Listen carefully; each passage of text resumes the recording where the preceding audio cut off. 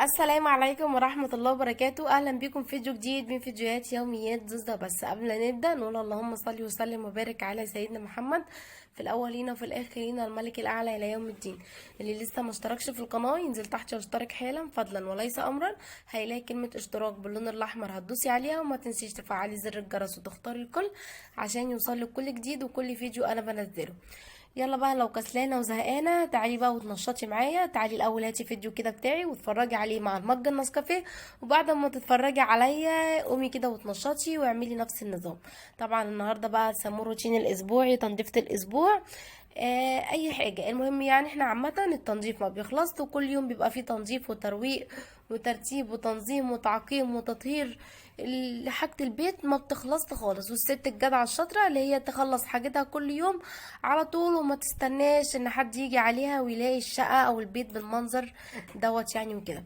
طبعا احنا عامة كنا بالليل، فانا بقى بحب يعني بصوا ساعات بحب ان انا اكتر تصويري يكون بالليل عشان تكون الاضاءة باينة يعني كده عندكم يعني وكده، عشان الشمس بتبقى عاكسة معايا فما بتديش اضاءة خالص.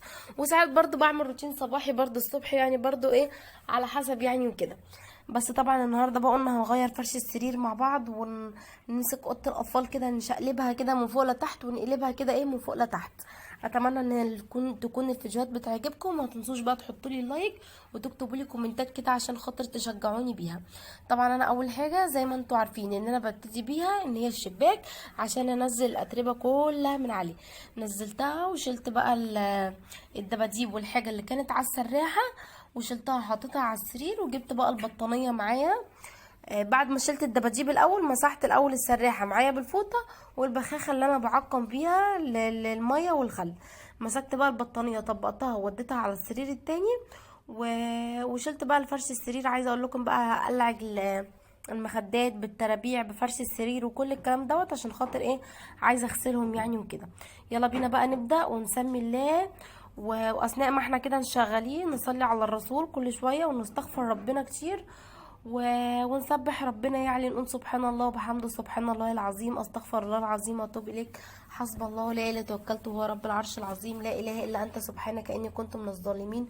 وما تنسيش اكتر حاجه برضو ان انت تصلي على النبي عليه افضل الصلاه والسلام. حلوه كمان الاذكار دي ان انت بتقوليها، وان انت طول ما انت شغاله كده بتذكر الله دايما بيكون على لسانك يعني وكده. بس طول ما انا شغاله اصلا عماله اقول كده.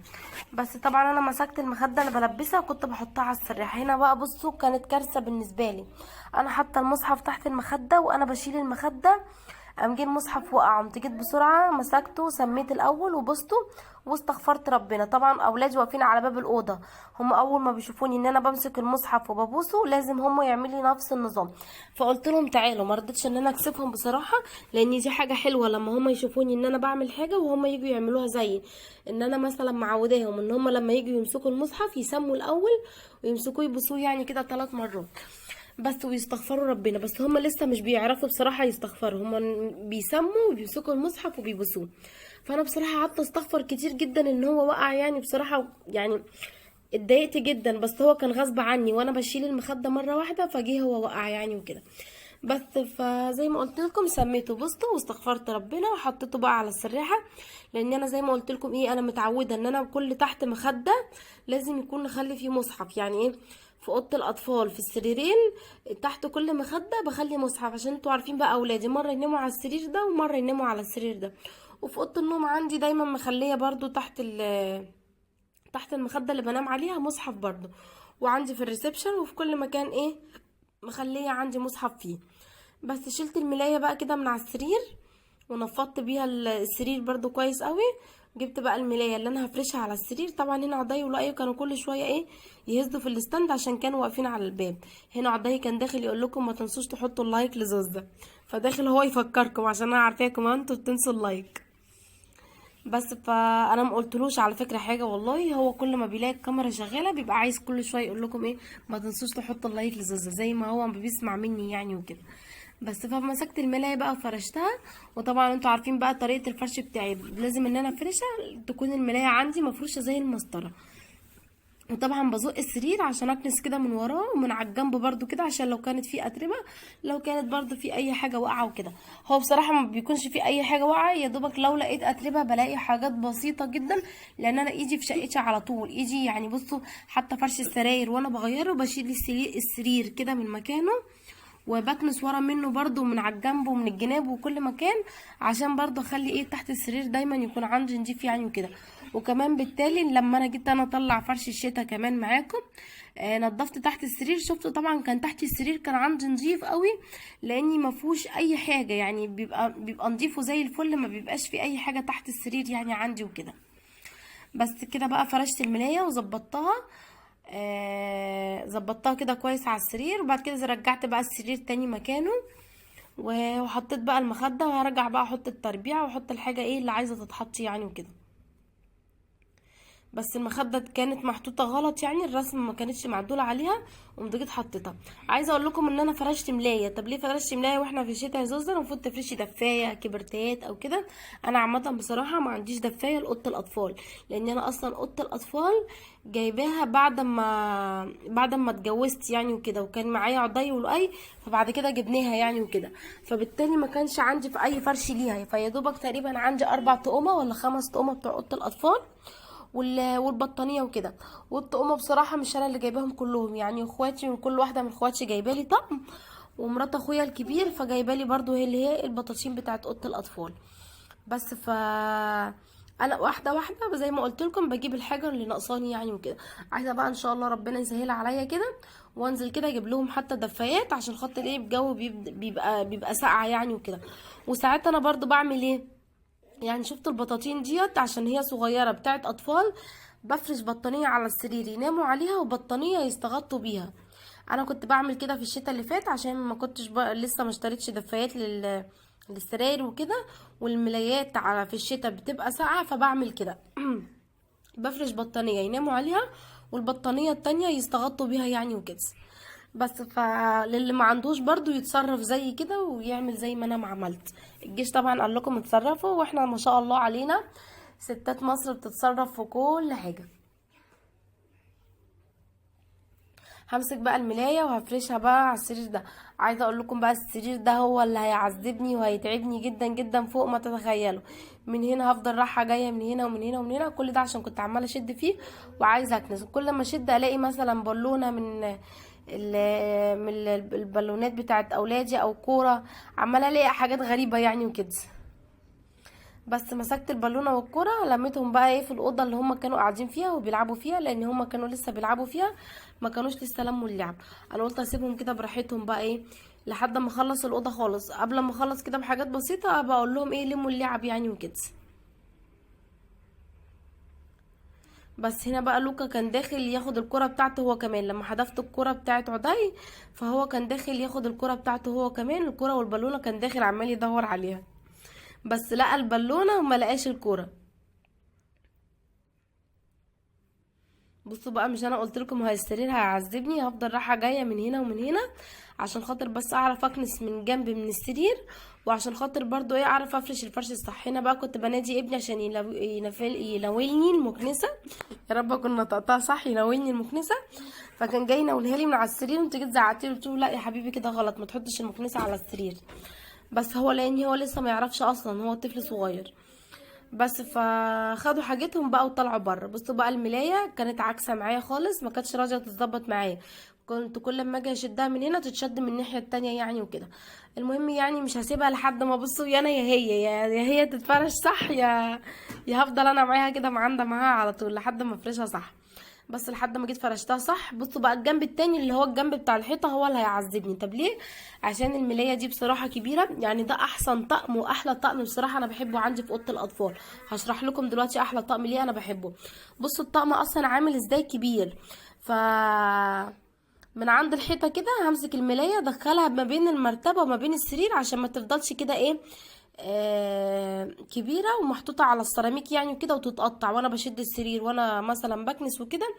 الملايه تكون جايه كده ايه وتكون مزولاني، وهتكون نازله كده من على السرير وهنكونوا مثلا دايسين عليها يعني وكده، وهيكون غلط. بس فدي احلى من الليالي اللي انا بحبها، لان دي بصراحه الطقم ده معمول عموله. يعني لما بروح مثلا اجي اشتري طقم سرير لاوضه الاطفال بشتريه كده جاهز كده وخلاص بعلبته وخلاص. لكن الطقم ده كنت موصيه واحده اللي هي تعملهولي، فكانت بصراحه مظبطهولي بقى، كان كبير جدا وكان حلو ونفعني ان هو كبير، مغطي السرير كله من على الجنبين زي ما انتوا شفتوا، من على الجنب دوت والجنب التاني كمان مدخلاه ما بين السرير وما بين المرتبه. وكمان كساوي المخدات بتاعته كبيره، يعني بتتلبس المخدات معايا برضو على طول، غير بقى اللي هي الطقومه الجاهزه. بصراحه الكساوي بتاعت المخدات لما باجي البسها بتبقى صغيره جدا جدا، مش بعرف البسها بصراحه، يعني ساعات بستنى جوزي ان هو يلبسها معايا يعني وكده. لكن ده بصراحه الطقم ده حلو جدا وحبيته جدا، كمان غامق ما يبانش فيه اي بقعه، كمان بيقعد معايا كمان مده طويله كمان على السرير. فبصراحه انا حابه الطقم ده جدا يعني عامه، غير اي طقم ان هو ايه عندي يعني وكده. وهو بصراحه هو ده الطقم كمان اللي انا اشتريته، مش معنى كده ان انا بقول ان الطقم كلهم وحشين اللي اخواتي جايبينهم، لا هم بصراحه كلهم هم حلوين. وبصراحه يعني انا بحمد ربنا على كل حاجه، وهم بصراحه يشكروا ان هم جابوا لي يعني وكده. احنا عامه انا واخواتي البنات متعودين يعني لو اي حد فينا ناقصه حاجه هو اللي يجيبها للتانية يعني وكده. بس فهم لما شافوا اول ما انا اشتريت اوضه الاطفال بصراحه على طول، لان انا بصراحه اوضه الاطفال كلفتني كتير لان انا عاملاها عموله والخشب بتاعها متين. فكانت المراتب بقى كنت لسه شارياها بقى لسه شارياها برضو، المراتب الجاهزه اللي هي الفوربت، نوع نضيف جدا برضو المراتب دوت.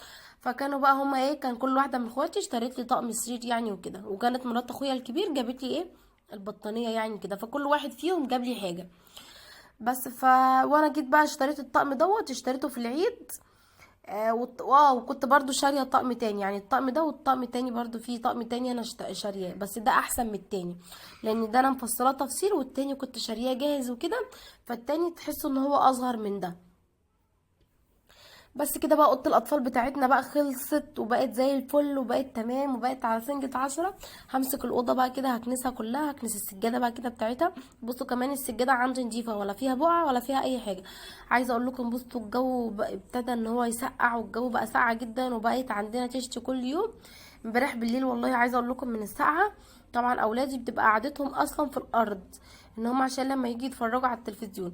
فامبارح بصراحه صعبوا عليا، جيت بالليل بقى كده خالص دخلت لهم الشاشه في اوضه الاطفال، سهرنا كده على الشاشه واحنا قاعدين على السراير. بعد كده صحيت الصبح طلعت الشاشه تاني برضو في مكانها في اوضه المعيشه، قلت عشان ما يبهدلوش اوضه الاطفال. اصلك لو انا سبت لهم الشاشه في اوضه الاطفال على طول هتبقى مثلا هياكلوا مثلا ممكن على السراير، هيتنططوا على السراير، هيفضلوا مثلا السراير بتاعتهم مش نظيفه، هيفضلوا يتنططوا كل شويه بيتنططوا قاعدين عليها، وانا بصراحه مش حابه حاجه زي كده خالص.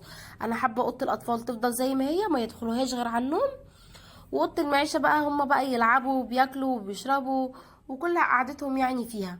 عشان كده دايما تبقى كل حاجه عندي نظيفه، اوضه الاطفال بتبقى زي ما هي نظيفه، اوضه النوم الريسبشن هي اكتر اوضه بتبقى متبهدله عندي، فهي بتبقى اوضه المعيشه عشان خاطر هي بتبقى قعدتهم فيها يعني وكده. بس همسكها بقى اكنسها كده كلها زي ما انتوا شايفين، وشلت بقى ثبت الغسيل كده من مكانه عشان خاطر برضو اكنس تحت منه، وزقيت الباب كده عشان خاطر اكنس مكانه كده. بقى كنت كنست الاوضه خلاص، هبتدي بقى ان انا افرش الاوضه يعني وكده. مسكت المشايه بقى حطيتها على عتبه باب الاوضه، يعني هي اوضه انا خلصتها. الاوضه اللي كنت اخلصها كنت اقفل الباب الاوضه بتاعتها على طول، وعشان تبقى تبقى تفضل الاوضه يعني زي ما هي نظيفه يعني كده، واحس ان انا رتبت الاوضه، واحس برضو ان انا نضفت الاوضه يعني وكده. كنت خلاص بقى هنا فرشت السجاده، همسك بقى الشباك هقفله واشد الستاره يعني وكده، وتبقى كل حاجه بصوا عندنا نظيفه. بصوا يا سلام بقى على روتين المسائي بقى وشغل بالليل واخره دوت. بصوا بتبقى الواحده اصلا صاحيه الصبح وبالها مرتاح، بصوا الشقه نظيفه ومفيش حاجه في الارضيه. يعني بصوا انا اصلا الكلام دوت كل دوت احنا عاملينه بالليل، كانت اوضه الاطفال مسكتها بالليل، وكل الكلام دوت اللي انتوا شايفينه بقى بالليل.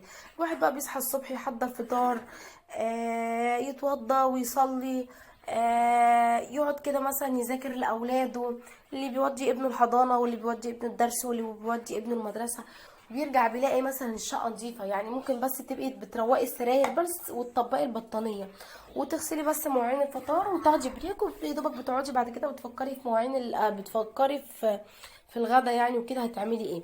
فبس بصراحه يعني انا بحب بصراحه ان انا الروتين الصباحي ده بيبقى مهم جدا بالنسبه لي، وروتين المسائي ده برضو بيبقى مهم جدا بالنسبه لي، عشان خاطر بصحى الصبح بيكون بالي مرتاح ونفسيتي مستريحه بصراحه من كل حاجه.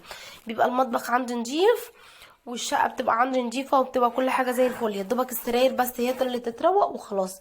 فانا عايزه اقول لكم بقى في روتين صباحي بقى بكره كده، ان انا مش هكنس بقى الشقه ولا هكنس اي حاجه.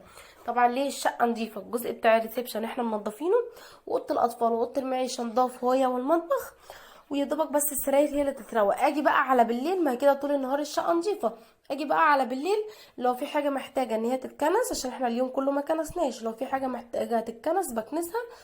و... ولو مفيش حاجه عايزه تتكنس، هي دوبك بتبقى اوضه المعيشه مطرح قعدتنا فيها، بشيل الدفايه بس وانفضها واكنس السجاده وارجع افرش الدفايه تاني، فبتبقى مفيش حاجه متعبه بصراحه ولا اي حاجه.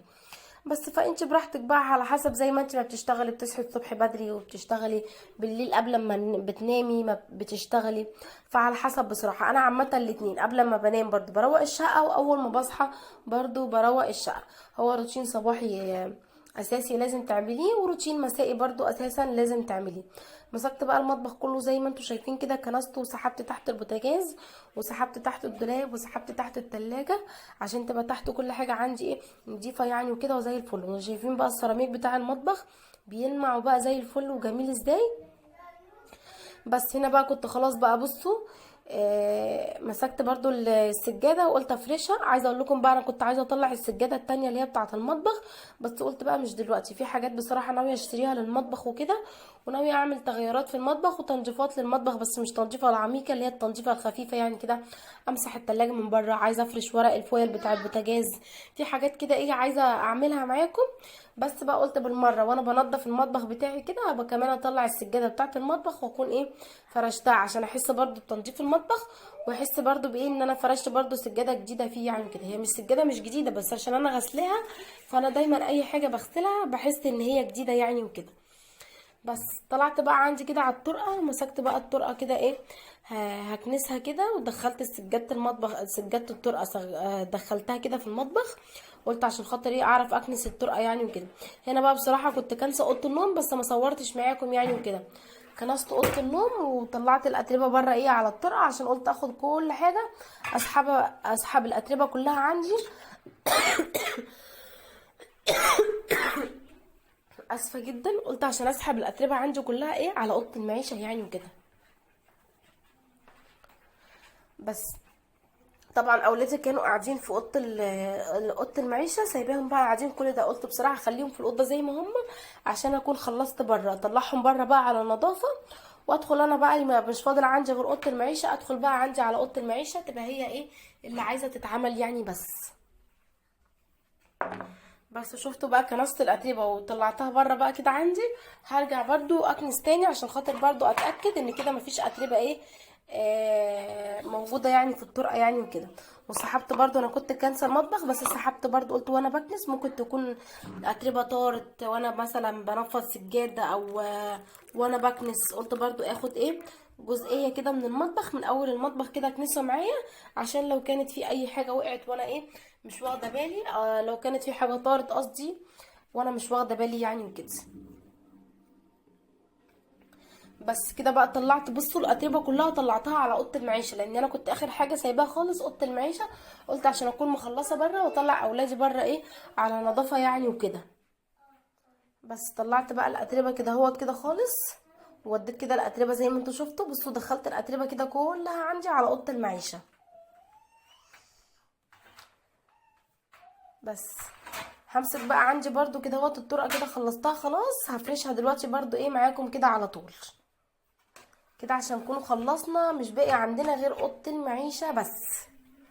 واللي وصل بقى لحد هنا ما ينساش يحط اللايك لزوزة ويكتب لي كومنت يشجعني بيه. وشكرا بجد لكل اللي بيدخل جديد معايا في القناه، من مصر ومن بره مصر، وجودكم بجد على راسي من فوق. وان شاء الله دايما القناه تكبر بيكم وتكونوا عيلتي التانية باذن الله. كده بقى انا فرشت الطرقه وفرشت كل حاجه وظبطت بقى كل حاجه. بصوا بقى ابني هنا كان طالع لي بيقول لي يا مامي خلصتي ولا لسه.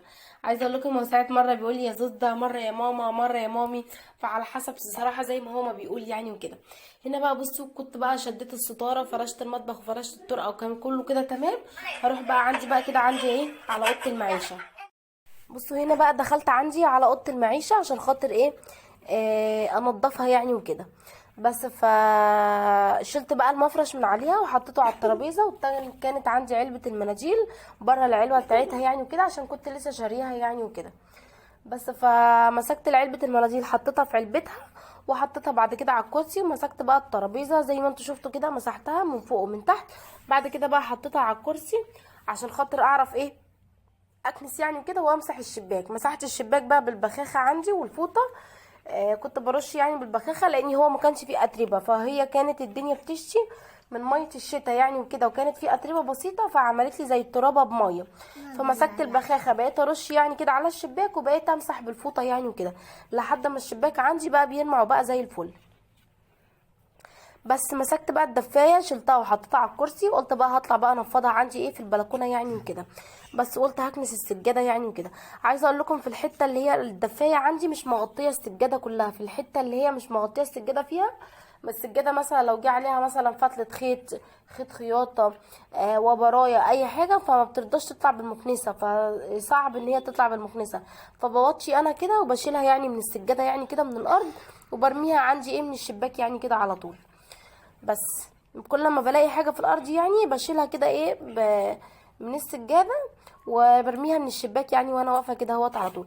همسك بس السجاده كده اكنسها كلها زي ما احنا متعودين. قلت لكم لما تيجوا تشيلوا السجاد ما ينفعش تشيلوه كده خلاص، لازم تشيلوه تمسكوا السجاد تكنسوه عشان تنفضوا تنفيضه حلوه كده، عشان لما تيجي تفرشيه ما يكونش فيه اي حاجه ويكون نضيف وزي الفل. انتوا شايفين اهو ان انا بكنس السجاده، وبرده في حاجات ما بتتشالش بالمكنسه بشيلها انا كده بايدي عشان خاطر السجاده تكون نضيفه عندي وزي الفل، ما يكونش فيها وبرايا ولا خيط خياطه ولا فتله ولا اي حاجه، ما يكونش فيها اي حاجه، تكون نضيفه عندي وزي الفل. بس مسكت بقى كده حته من كانت في اخر حته كده عندي من السجاده كانت برضو لسه فيها حاجات ما اتكنستش كويس. مسكت برضو ايه المكنسه وعدت عليها تاني. يعني انا زي ما قلت لكم بحب ان انا اكنس الحاجه مره واتنين وتلاته، حتى لو كنت كنسه الحاجه وشاكه فيها برجع برضو ان انا اكنسها تاني يعني وكده. بس كده بقى كنت خلاص بقى شلت السجاده. انا طبعا مش هشيلها، انا هلويها كده وازقها واشيلها على جنب زي ما انتوا شفتوا كده بالظبط، وهكنس من تحت منها يعني وكده. بس شلت برضو المشاية اللي انا حطاها قدام باب البلكونة من جوه يعني وكده، وشلتها ونفضتها حطيتها على الكرسي. وهمسك بقى المكنسة وهبتدي بقى ان انا اكنس. اول حاجة سحبتها طبعا من تحت الكرسي. همسك الدفايه كمان اشيلها بقى اطلعها بره البلكونه احطها بس كده، وقلت في الاخر خالص ابقى اشيلها يعني ايه وانفضها يعني بره يعني وكده. قلت عشان خاطر ما اطلعش ان انا انفضها واكون سايبه الكاميرا شغاله، وعشان ما اطولش يعني عليكم يعني وكده. بس مسكت بقى المكنسه وسحبت برضو من تحت الكرسي التاني. هسحب من تحت منه مره واتنين وتلاته لحد ما اتاكد ان كده ايه كله تمام ومفيش اي حاجه تحت الكرسي يعني وكده. بس وهبتدي بقى ان انا اكنس الاوضه زي ما انتوا شايفين، وهشيل كمان الترابيزه من مكانها عشان خاطر اكنس ورا منها وتحت منها يعني وكده عشان خاطر الاتربه. انتوا عارفين بقى بصراحه بصوا يعني الشقه دي عندي اساسي، بصوا حتى لو يوم ويوم ان هي مثلا تتكنس عشان خاطر بس الاتربه اللي بتبقى فيها. ولو اوضه المعيشه هتتكنس يعني ايه كل يوم يعني وكده عشان دي بتبقى قعدتنا يعني ايه فيها يعني وكده. هنا بقى كنت بقى زقيت الباب عشان خاطر اكنس بقى ورا منه. عارفين بقى ان انا ايه بحب ان انا اشيل كل حاجه كده من مكانها عشان خاطر اكنس ورا منها يعني وكده. بجد مفيش احسن من النظافه. ما تنسوش كمان ان انتوا بتاخدوا حسنات كل ما انتوا ما بتنضفوا وبتشتغلوا في بيوتكم. كمان الحاجه ديت بتاخدوا كمان ان انتوا بتاخدوا عليها حسنات ان انتوا مثلا مش مقصرين في حق بيوتكم، وان دايما بيتكم بيكون نظيف يعني وكده. بس هنا بقى كنت شلت الترابيزه من مكانها وجمعت الاتربه عندي كلها كده في اوضه المعيشه كده اهوت على جنب، وقلت هبقى المهم كلهم ايه مره واحده يعني عندي وكده. كده بقى كنت لميت الاتربه بقى خلاص. هبتدي بقى ان انا افرش السجاده، وكنت مسحت الترابيزه ومسحت الدنيا وبقت زي الفل عندي وبقى كله بقى تمام. بس فرشت السجاده وكنت بقى نفضت الدفايه بقى كده خلاص. بصوا يعني حتى كمان لما جيت فرش السجاده لو لقيت وبره كمان في السجاده او لقيت خيط بصوا بوطي كده وبشيله بقى كده بكل سهوله وبرميه يعني كده اهوت على طول. همسك بقى كده الدفايه وهفرشها كده عارفين بقى لو ما كانش في الدفايه، كنت عايزه اقول لكم لقيت حاجات كتير جدا على السجاده بالكلام دوت لو ما كانتش الدفايه مفروشه. بس والله الدفايه دي يعني عامله معايا الواجب وزياده. والله عايزه اقول لكم الدفايه دي اصلا كانت في الفرش بتاعي يعني وكده، فانا طلعتها من الطقومه بتاعه السراير يعني كده، من الدفات من الفرش بتاع السرير، وحطيتها يعني على السجاده. وقلت حتى لو اشتريت غطا سجاده او اشتريت اللي هي الفرش بتاع السجاد، الدفايه دي ما ينفعش حتى ان انا اغسلها وافرشها تاني على السرير، لان انا خلاص استهلكتها وبقينا ندوسوا عليها برجلينا يعني وكده، واستهلكتها في الارض، فما ينفعش ان انا افرشها تاني على السرير. انا قلت لما هشتري الكفر بتاع السجاده او هو مثلا الغطا بتاع السجاده واحطه على السجاده، ممكن اخلي الدفايه دي كده فوق منهم ساعه الاكل، يعني وقت ما نيجي نتغدى او نفطر احط الدفايه كده عليها، وبعد كده عشان اشيل الدفايه على طول انفضها ويكون الغطا زي ما هو محطوط على السجاده يعني وكده. بس فبصراحه ده تفكيري، وده بصراحه ناويه اللي انا اعمله يعني باذن الله وان شاء الله. ظبطت بقى، حطيت الترابيزه مكانها وحطيت عليها علبه المناديل وبونبونيره، هظبط الستاير والبرائع وكل حاجه بقى عايزه تتظبط عندي هظبطها، وكده هيكون كله تمام وبقى زي الفل. ما تنسوش بقى اللايك وكده بقى خلصنا تنظيف غرفة الأطفال وغرفة المعيشة، والمطبخ كمان كان عندنا نظيف يا دوبك، بس زي ما انتوا شفتوا يعني كده بالظبط في الفيديو. طبعا حبيت ان انا ما افردش البطاطين على السرير، حبيت ان انا اطبقها واعملها رول كده. انتوا عارفين ان انا بحب ان انا اغير واعمل تغيير في كل حاجه. وكمان كنت بفكر ان انا اشيل البطانيه دي كده في الدولاب، لان بصراحه ملهاش لازمه. هما ما بيستغطوش غير ببطانيه واحده، عدي ولؤي بيستغطوا ببطانيه واحده هما الاتنين. بس فقلت حرام عشان ما تتبهدلش، عشان تفضل نظيفه زي ما هي. بس قلت مع الروتينات الجايه يعني كده، او بكره ان شاء الله يعني كده مع روتين الصبح وانا بروق لهم السراير وبروق لهم اوضتهم، ابقى اشيلها معاكم يعني ايه في الدولاب يعني وكده. بصوا كل حاجه بقت نظيفه عندي وبتلمع وزي الفل. بصوا اصلا السراير ولا عليها ترابه ولا عليها اي حاجه. طبعا سمعة الغسيل فرش السرير ده اللي احنا لسه شايلينه، وكان فيه هدوم كمان من الاول، وكمان انا مشغله الغساله. بس وجه الدولاب كمان بيلمع لان احنا لسه ملمعينه من فتره يعني، فما لحقش يعني ان هو ايه يتبهدل يعني عندي. بصوا الواحد بيكون فرحان ومبسوط جدا ان هو خلص الاوضه، والاوضه بتاعته بقت نظيفه وزي الفل وكل حاجه بقت تمام. تعالى نطلع بره كده بقى ونشوف اوضه المعيشه، بس ما يكونش عدي ولا اي بهدلوها. ام الارض ام الارض يا لوكا، معلش بقى اولادي كانوا قاعدين في الارض. بس واجي اوضه المعيشه، استنى يا لوكا. بصوا اهي كل حاجه نضفتها وبقت زي الفل، وكمان ترابيزه الشاشه اهي بصوا لمعتها وبقت بتلمع وبقت جميله. بس واجي الارضيه اهي، اوعي يا لؤي، واجي الارضيه. بصوا الدفايه دي والله بجد ما اقدرش ان انا استغنى عنها، جميله جدا ونفعاني جدا جدا جدا بصراحه. كله بقى كده بقى تمام. قولوا يلا باي باي. ماما. بيقول لكم لؤي بيقول لكم لايك لماما. باي. باي. بصوا وادي الطرقه كمان نظيفه، وطبعا احنا منضفين الجزء بتاع الريسبشن امبارح، وهو بالتالي نضيف وزي الفل ما فيهوش اي حاجه. كده بقى النهارده الفيديو بتاعنا يكون خلاص. اتمنى ان هو يكون عجبكم، وما تنسوش بقى لو عجبكم لايك وشير واشتراكات وكومنتات كتيره كده منكم تشجعونا بيها، واشوفكم في فيديو جديد ان شاء الله في رعايه الله.